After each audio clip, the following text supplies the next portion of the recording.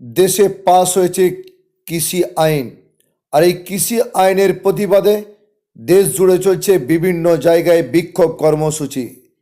ঠিক একইভাবে দেশের বিভিন্ন প্রান্তে কৃষকেরা এই বিক্ষোভ আন্দোলনে সামিল। দিল্লিতেও চলছে কৃষক আন্দোলন এবং এই কৃষি আইনের 3টি বিল বাতিলের দাবিতে দেশের বিভিন্ন প্রান্তেই এই আন্দোলন চলছে। ঠিক একইভাবে আজ গোঘাটের কামারপুকুরে সিপিআইএমের দলীয় কার্যালয় থেকে কামারপুকুর চটি পর্যন্ত কৃষি আইন বাতিলের দাবিতে এবং 8ই ডিসেম্বর ভারত বন্ধের সমর্থনে মিছিল এবং পথসভা করা হয়। এই মিটিং পথসভাতে উপস্থিত ছিলেন বামফ্রন্টের বিভিন্ন নেতা কর্মীরা। এরই সাথে আজ কামারপুকুর চটিতে নরেন্দ্র মোদীর কুশপুত্তলিকাও দাহ করা হয়। উপস্থিত ছিলেন বাম নেতা তিলক ঘোষ, অসিত মুখার্জি, সুজিত রায় সহ আরও অন্যান্য নেতৃত্বরা। যা দেখছেন সব খবরের পর্দায়। এই মুহূর্তে আপনারা দেখতে পাচ্ছেন নরেন্দ্র মোদীর কুশপুত্তলিকা দাহ চলছে। নয়া কৃষি আইন চালিয়ে দাও, পুড়িয়ে দাও, বিল চালিয়ে দাও, পুড়িয়ে দাও, নয়া শ্রম বিল মানছি না, মানব না।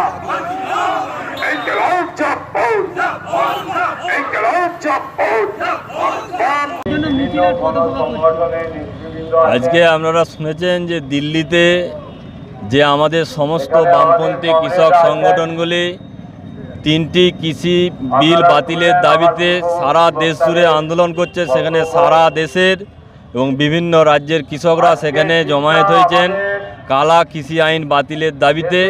তারই বিরুদ্ধে, তারই প্রতিবাদে আজকে কামারপুকুর চটিতে আমরা আমাদের গোঘাট থানার সমস্ত বামপন্থী গণসংগঠনগুলো মিলে এবং 8 তারিখে সারা দেশব্যাপী যে ভারত বন্ধ ডেকেছে সেই বন্ধের সমর্থনে গোটা এলাকা জুড়ে, গোটা থানা জুড়ে যাতে সমস্ত মানুষের কাছে আমরা এই আহ্বান জানাতে চাই।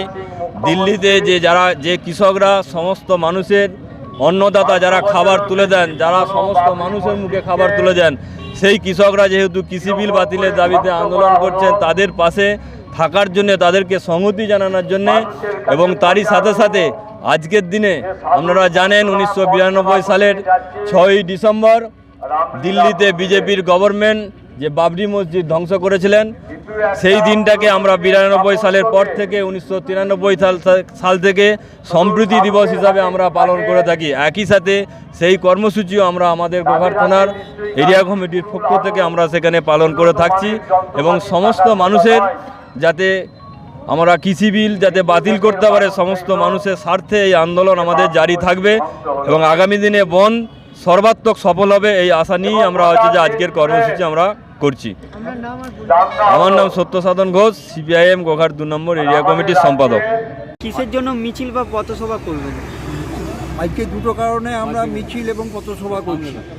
1 নম্বর বিষয় হচ্ছে 1992 সালের 6ই ডিসেম্বর 500 বছরের পুরনো স্থাপত্য বাবরি মসজিদকে তুলোচনে মিটিয়ে দেওয়া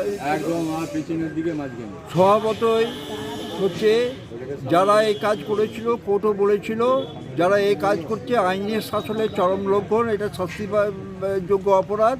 কিন্তু দেখা গেল যে যারা ভাঙলো তাদের হাতে রাম মন্দিরকে তুলে দেওয়া হলো এবং ধর্মের সঙ্গে রাজনীতিকে মিশানো হলো। নরেন্দ্র মোদী তিনি শিলান্যাস করলেন ওই রাম মন্দিরের।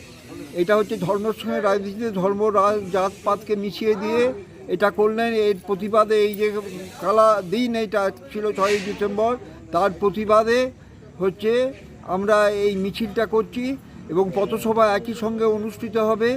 দিল্লিতে 500রও বেশি কৃষক সংগঠন তারা মিলিত হয়ে কৃষক বিরোধী যে আইন 3টি আইন তৈরি করেছে সেই আইন তোলো, কথা বলো, যে লড়াই চলছে সেই লড়াইয়ে গোটা দেশ সামিল হয়েছে এবং 500 সংগঠনের প্রতিনিধিত্ব হয়ে 40টি কৃষক সংগঠন তারা হচ্ছে আবার ভারত বন্ধ ডেকেছে এবং এই কৃষক সংগঠনের ডাকা বন্ধকে 10টি কেন্দ্রীয় ট্রেড ইউনিয়ন এবং ফেডারেশন এবং শ্রমিক কর্মচারীদের যে সংগঠনগুলি আছে তারা সমর্থন জানিয়েছে।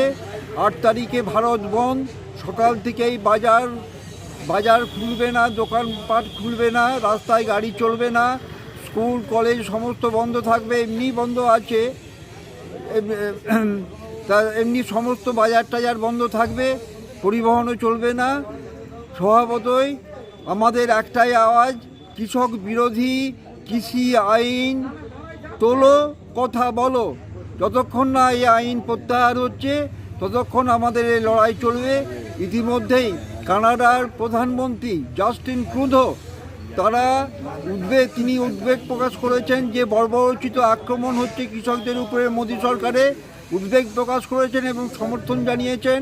ব্রিটিশ পার্লামেন্টের 36 জন সংসদ তারা সরকারের উপরে চাপ সৃষ্টি করছেন, এই আন্দোলনকে তারা সমর্থন জানিয়েছেন এবং সরকারও যাতে এই আন্দোলনের পাশে এসে দাঁড়ায় এটা তারা ঘোষণা করেছেন। স্বভাবতই এই দাবিতেই আমাদের আন্দোলন, মিছিল, পথসভা। আপনার নাম আর পরিচয়? দেবু চ্যাটার্জি, কৃষক নেতা।